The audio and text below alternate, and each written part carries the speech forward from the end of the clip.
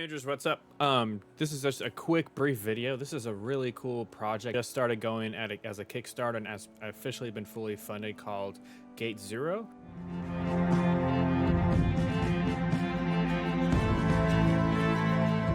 So it's being made by a nonprofit Christian company called BCC Media. With all the research I've done, they look very authentic to what they want to do and keep the Bible as a historical context and not throw anything out, be as truthful as possible. And so far I've been impressed. So we're just playing this demo. This is just a fun video for you guys to enjoy some good, really amazing music compositions they've done. Have some fun and do all the side quests. We're gonna do everything today. And I'll post this up like you guys are watching now, and we're just gonna enjoy some really hard work that they've done on this game. So right now we've traveled back in time to Jerusalem on the Sabbath. As you guys can see, this Jesus is Lord of the Sabbath. We're gonna get closer to the Golden Gate where the actual Sabbath is being held, where all the Jewish people are meeting. So we're gonna go follow this side quest though. I think it's down there. So we're all exploring this together and enjoying it. So thanks you guys for joining. God bless all of you Rangers. You guys are awesome. I gotta say, with this being technically it's an alpha, it's a version 2 of the demo itself. I'm very yes, it's not perfect, but I'm quite amazed by the optimization right now. Just being completely honest, running pretty dang good. So I'm very excited to get more into it and just see what more they have to share with us, with all the hard work they put into it. And of course, I do want to promote something like this. This is so important. Me being a Christian, loving Jesus, someone in a team who's been so detailed and careful, I guess is the best word you can use, and how they're actually producing something like this. Because a lot of people think that some of these, that is a moving thing, isn't it? Kind of. Oh, those are sheep down there. Oh boy. You'll see the sheep. Can we vault over? Oh no, we can't. Nope, we can't jump over. Okay. I believe my character's name is Micah. I believe. So, and then Hector is the other guy who's the more technical guy. I guess he's like a father figure or a friend, but he's the older guy who actually built the time machine, because they're fighting. You could say they're fighting in a way of the people call the D-Force, and kind of like a reference to end times. Not saying that that's what end times are going to be, but just kind of a reference of what it may be. And again, this is not 100% true, guys. But when I mean in the scriptural context, with all that I've researched, we're picking up some wheat here. Who knows? We could use it for a quest. With all the scriptural context I've looked up so far and watched all their videos already, I've done a lot of research, guys. They look very authentic. As in, a lot of this is completely scriptural and completely historically true. So again, I'm gonna be trying to keep up with them the best I can and supporting their Kickstarter. I'm hoping to be able to join their Kickstarter and actually get beta access. It is a bit of a paywall, but again, the reason they're asking people to support them is because they need the money to make this even better than what it is, because they're trying to make it a level of a game like Assassin's Creed, like these games, Fortnite, like all these games that are so very well done in graphics, but again, they're not they're not good ways to spend massive amounts of time, because it's a shooting game, and when you're growing kids, those of you who are parents who are watching and do love Jesus and enjoy reading the Bible, this is important when you have a tool that your kid can have a healthy place to learn more about the Word, and where their attention spans as well is not fed, but also this makes it very immersive and really captures Israel in general. Even though you can't go, some of us, not all of us can go over and travel, but again, Jesus does love blessing people financially and giving trips and doing tours or doing actual mission trips. So I think we're heading over here. So again, the graphics, phenomenal. That's all I can say. And it's very smooth playing right now. As you guys can see the bottom right, it's very faint, but you guys will see I'm running at, close to 50 FPS right now.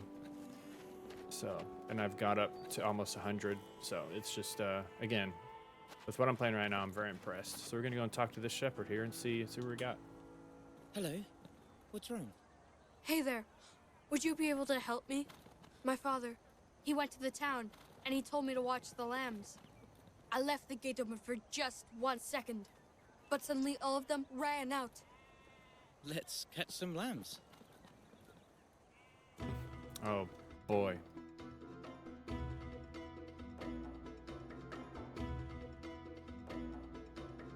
Oh my gosh.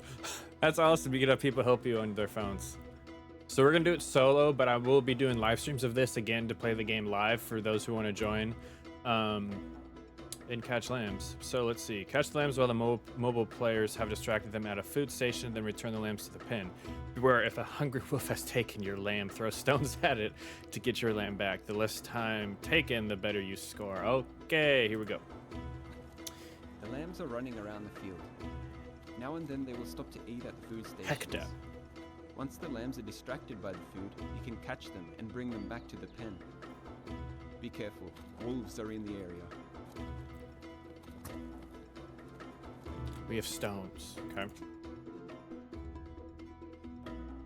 I have no idea how to throw it, but we'll figure it out. Okay. So come back. How am I supposed to grab you? All right. Okay, that's the actual. How do you grab them though? Lambs caught, score. How do I catch the lambs though? Like that's my question. Oh, so you walk and press E. Okay. There's one at the fooding station. So you gotta catch them at the food stations. Where? Oh, I guess you put them in the pen. Let's go. Okay, so once you put them in the pen, they automatically drop them. So what we're doing is we're not trying to get the lambs that have the red exclamation mark. We're going to get ones that are eating and distracted the food station. So here's another one. We can catch this one. Of course, we don't want them to. Oh, no! You cute little lambs. Run! Run away from the wolves. A hungry wolf is approaching. He wants your lambs. You must defend them by throwing rocks to scare the wolf.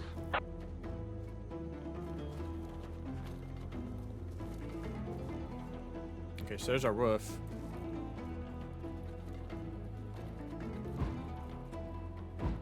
Got her. Get! Get! Alright, we're gonna pick up all the rocks again. He's running. Okay, good. Food station! Alright, we got another lamb up here we can grab. I'm coming, little buddy. Pick that up as well. Alright. Run! Alright, drop our little buddy off here. Perfect. Another one. Okay. Run. Get! I said get! Get out of her! I said get! I'm not David, but get out of here. Alright, let's see if we have any more lambs at food stations. I don't see any. Because if we have people online playing with us with the app, they can actually attract the lambs to the food stations so that I can quickly grab them and get them back safely. We got a wolf incoming, but we need to get this guy to the pen so he can be safe. Alright. Where is this guy? Oh no. Oh no. Come back here! Ah. Nope! Dang it! A wolf got our lamb. Bummer. Man, you guys are persistent. Oh yeah! Got him. Get! That's what I'm talking about. Alright. Pick up all the rocks again, because we're gonna need plenty of rocks for all these wolves. Alright. Do we have one for eating?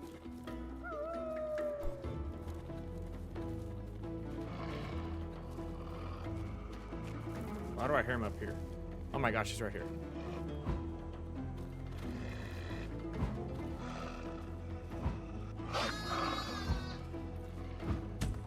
Get out of here! Get! Dog. Alright.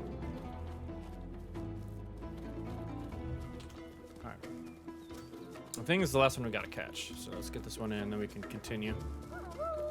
Oh boy. Run!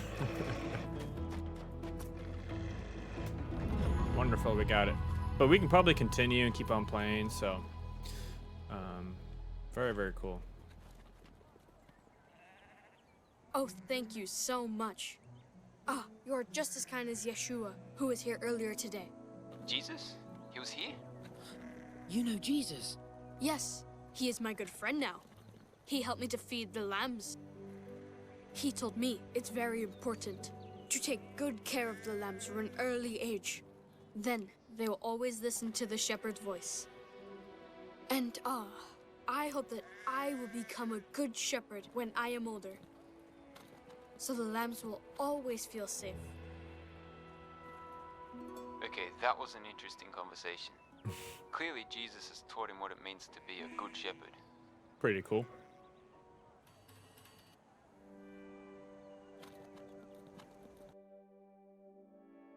So unlock the riddles later in the story. Okay. Is there anything else? Hello. What's wrong?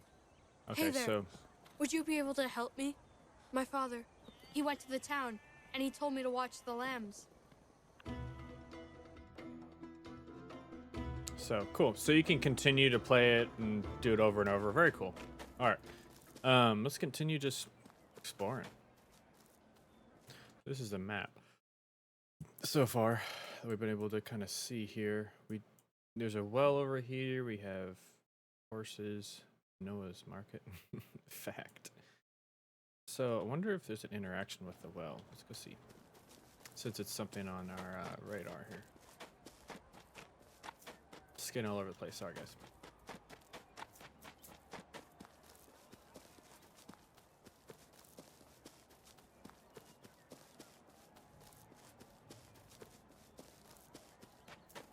Great Jewish synagogue. So cool. I wonder how long you can run without being tired. Everybody's coming in for the celebration of the Sabbath. Alright, let's go see if... I think this is where the well is, right? Yeah. This also looks like a conversation up here. Or something. Oh, not just a conversation. The view of Jerusalem from the Mount of Olives. Okay. Very, very cool. So, of course, that'll be added in our facts. I guess you always want to have plenty of stones. Or olives. I wonder if we'll be able to learn how to make olive oil. So there's the well. There's all these little, I love how all these little bitty things all around. So here's a well. So if someone needed help, we can like say pick up the bucket. We can... Oh, cool. So there is crafting it. So if we hit make, boom, now we have a bucket of water. No animation, but still very, very cool. So you can like pick up another bucket and say, I want to make some more water. Boom. Now we have 2 things of water. Very, very cool. So there's crafting right there, guys. Anyone who's interested in this. Very, very cool.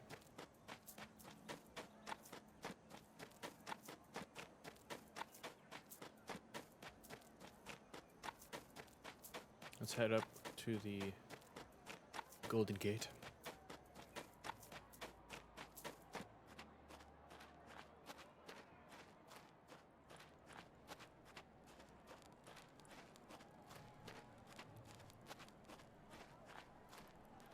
Can I interest you in a horse? How much? 80 denarii. Wow. How much do I have? I think I have 49. Well, then you'd better come back when you have. Yeah. So I'm 100 pruta short of a denarii. And he said 80, so Can I interest you in a horse? you need quite a bit. 80 denarii. Yeah, so what was the ratio again? I totally forgot. Well, then you'd better come back when you have.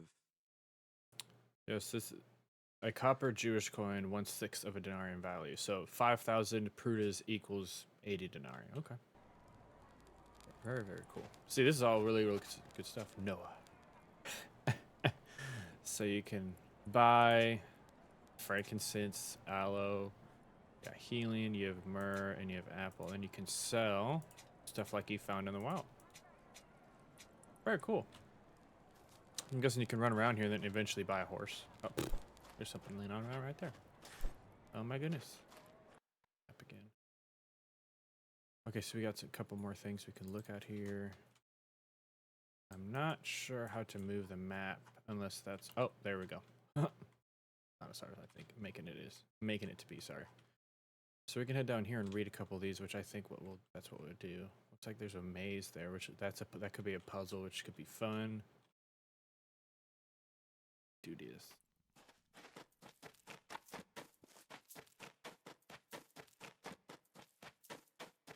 Whoa. Performance lag. Apologies.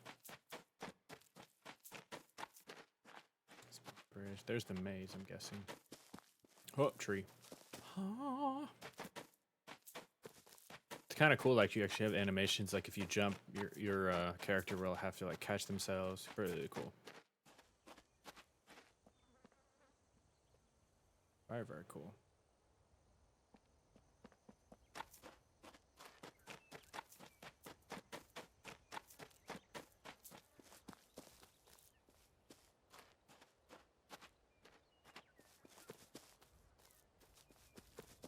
I'm not sure how to enter this, but we'll figure it out. And I'll skip forward when I find it out.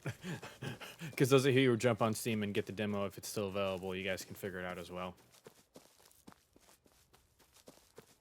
Okay. Here's the puzzle. Let's do this. Like me a good puzzle. Unless we entered it the wrong way, which honestly could be kind of... You see what this says. So, you are told to give up your own life. What does that mean? Left to obey all one law. Sorry, obey all. I'm pretty sure it means the.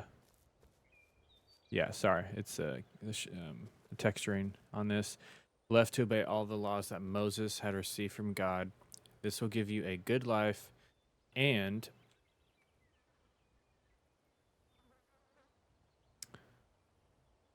will so that you are a person of good faith. Or, right, here we go. We're doing teaching, guys. Teaching, here we go. So, right, to not give up into your lust, but give up your own will by continuously doing the life of Christ will appear in you. Man, that's really, really cool thing. So this is really, really cool. So this is about either following the law or following and giving up your own will. I love that. So I know the answer, so I'm going to take it right. It's one part of following the Lord. It's like you have to give up your own way of thinking, your own way of life, your own way of living that you think's right. As much as it may hurt, I can be a very stubborn guy. As much as it may hurt, that's what you have to do. It's very powerful. Very, very powerful, guys. Very, very cool. This is the kind of stuff in this game that's going to be so powerful. So here we go, guys. As you heard, to take up your cross means to die in what way? So do you think Jesus wants you to die? So here we go, right. He wants me to be more like the image of God, or he wants me to put my own selfish interests on the cross so that I can stop doing things that are bad or me in the long run. Okay. So this is a question specifically, what does take up your cross mean? And what do you think Jesus wants you to die? Like what part of you? So does he want you or me to be more like the image of God, so laying ourselves to be more like Jesus is what I'm reading, or he wants me to put my own selfish interests on the cross so that I can stop doing things that are bad, or me in the long run. So like laying down your entire self. So the specific meaning of this in the Bible, which I'll have the reference up here on the screen, when you're dying, when you're taking up your own cross, he wants you to die to yourself. That's what he wants you to do. Of course, it's about becoming more like Jesus, but he ultimately, in this context, he wants you to die to yourself. So we'll continue on.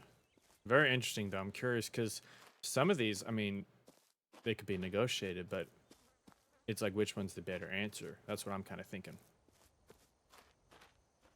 Very cool. All right.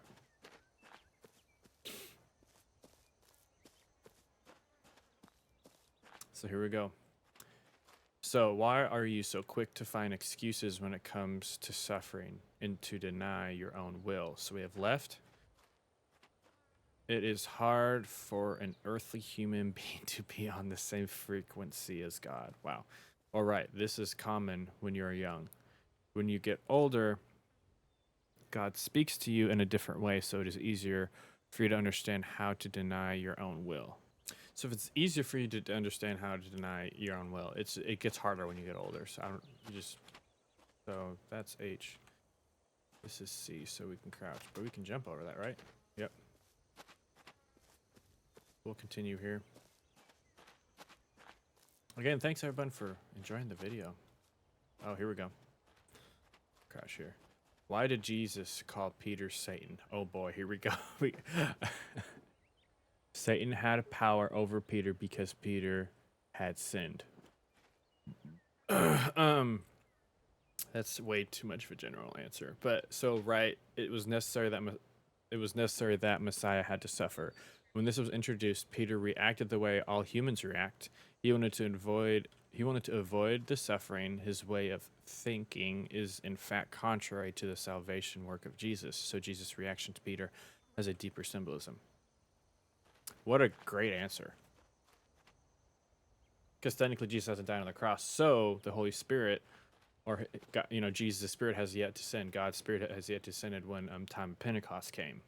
But some do believe when Jesus actually, which I personally do believe, when Jesus ascended, when he breathed on his disciples, they did receive it, so they could continue the journey set before them that he chose them to be set apart. So we're gonna go right.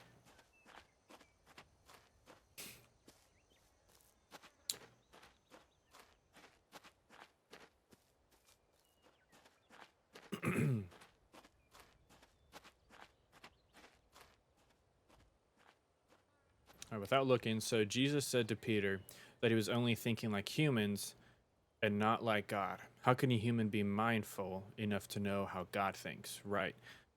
It is not possible for a human to have this connection with God. I must be obedient and do what I know is the will of God. Then I will understand. The only issue I can see coming with this is that what you understand needs to be biblical. If it's not biblical, then you've got to be careful with that answer. I totally understand where they're coming from, but you got to be careful with that type of answer. I don't know if that's physically accurate. Okay.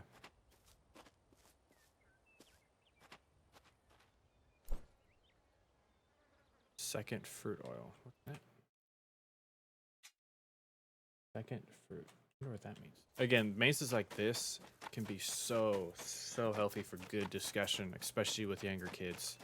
Learning the historical side of who Jesus was and who the disciples were before Jesus died on the cross can be so healthy, and also make it so interactive and so fun. Like, so good.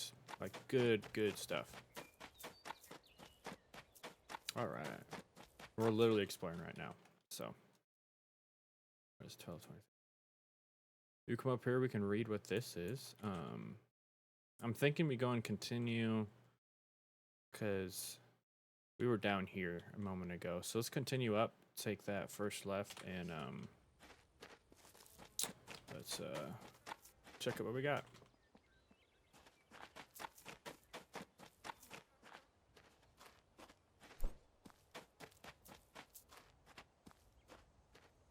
This is so cool. Love it. Whoop.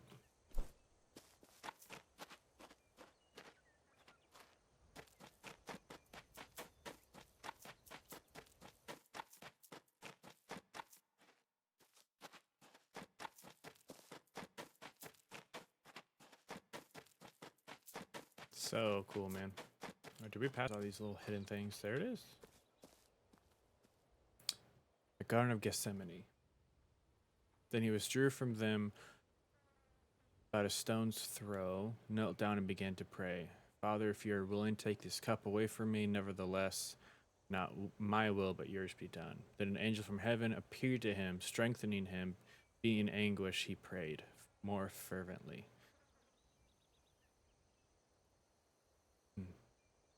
And his sweat became like drops of blood falling to the ground. Wow. So this is a Garden of Gethsemane then.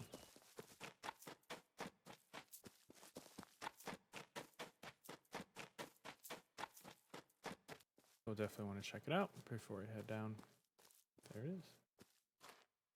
The Garden of Gethsemane Part 1. So the Garden of Gethsemane lies at the foot of the Mount of Olives, just outside Jerusalem. According to the Gospels, this is where Jesus prayed and was arrested the night before his crucifixion. The name in Hebrew means oil press, and there are several groves of olive trees here to this day. Some over 900 years old, here Jesus prayed in anguish as he battled to be completely reconciled. He battled to be completely reconciled to what he needed to go through for our sakes. Yep. So cool. Can't interact with buckets here. To the Golden Gate. There we get to go into the city.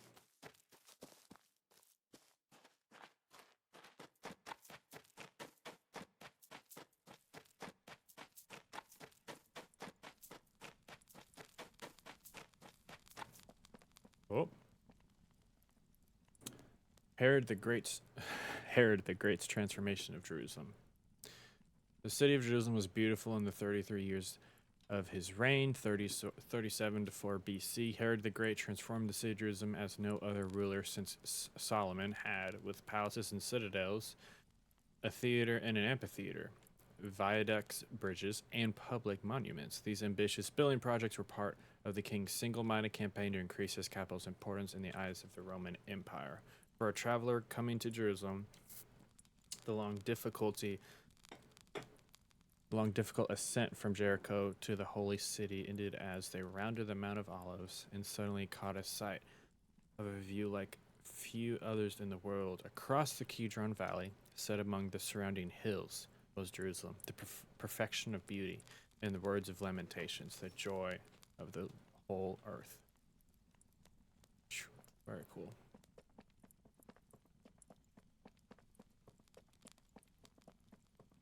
So I'm going to walk through this and just kind of give us a cool slow-mo here.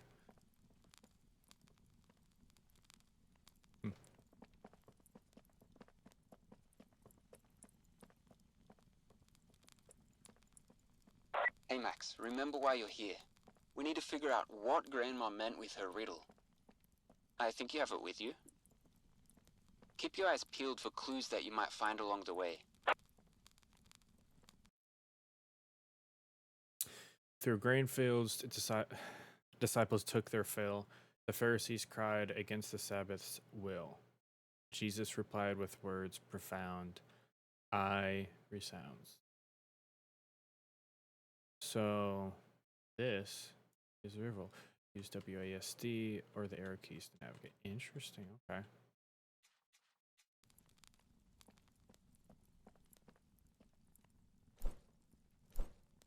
Nice. Found some money. The Kidron Valley protected the east side of the city between the Temple Mount and the Mount of Olives. It forms a wadi, or a ravine or channel, that eventually emptied into the Dead Sea. Its name, meaning dark or shady, probably reflects its depth, which was at least 50 feet deeper than what it is today, and that it was much cooler than the heat generated from the stones in the city above it. Kidron is mentioned several times in the Bible, and you can read about the first mention of it in 2 Samuel 15. I'll let you all go and read that for yourselves. Very, very cool.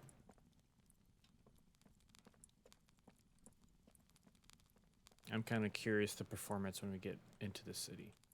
Oh, hello. This is the healing stuff. Go ahead and borrow that. Thanks, y'all. So, of course, since it is Sabbath and, well, I see branches for a specific time. for a specific time. Hint, hint. Wink, wink, wink.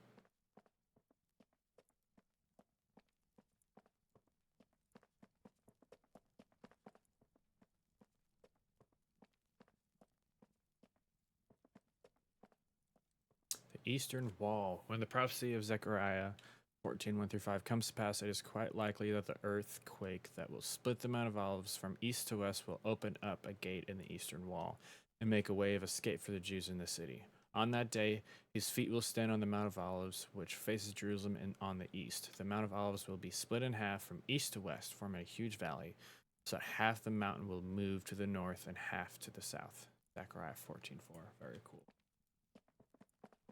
All right, now we're approaching the Golden Gate. Hey Max, look out for the guards.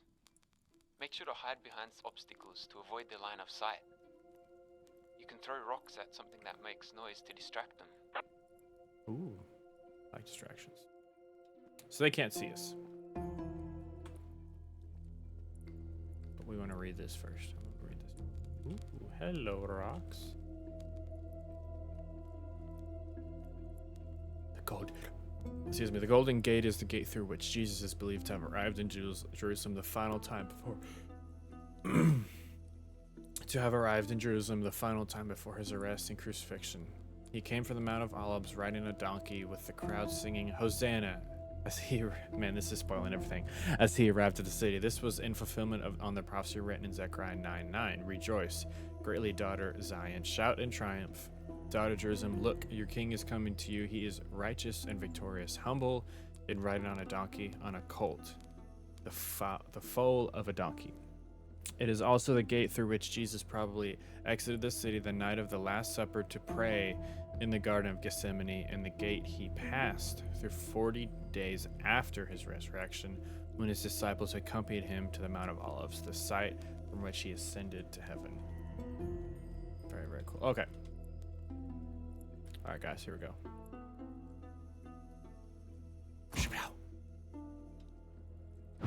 Did I hear something? What was that?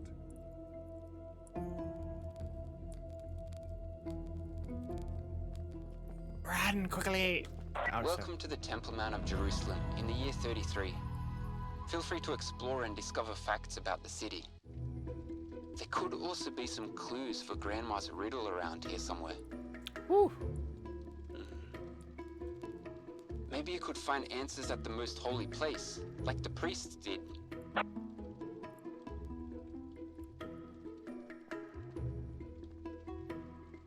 The Golden Gate. The Golden Gate was an ancient entrance to the first temple, the original of which is underground in modern times. It has been built and rebuilt along with the other gates several times, but it is currently sealed. The prophet Ezekiel had a vision from God about the temple and all of its sections. In this vision, the Lord told Ezekiel that this gate will remain closed. It will not be opened, and no one will enter through it. Because the Lord, the God of Israel, has entered through it. Therefore, it will remain closed. Ezekiel 44:2.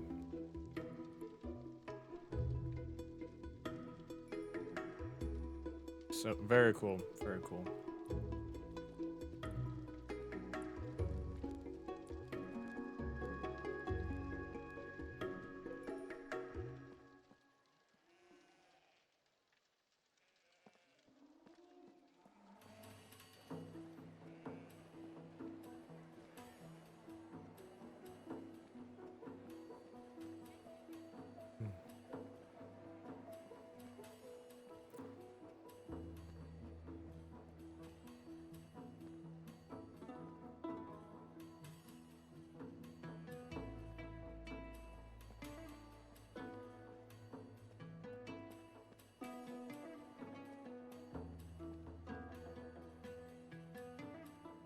Well, Rangers, that's where I'm going to leave you. Continue to release videos on this demo as long as it's out, and do part 1s, part 2s, all that kind of good stuff. Since we're almost an hour in, I want to leave some time to continue this in the next video. And I just want to say thank you guys for joining. Thank you guys for being interested in watching this. Let's support these people. Check the description.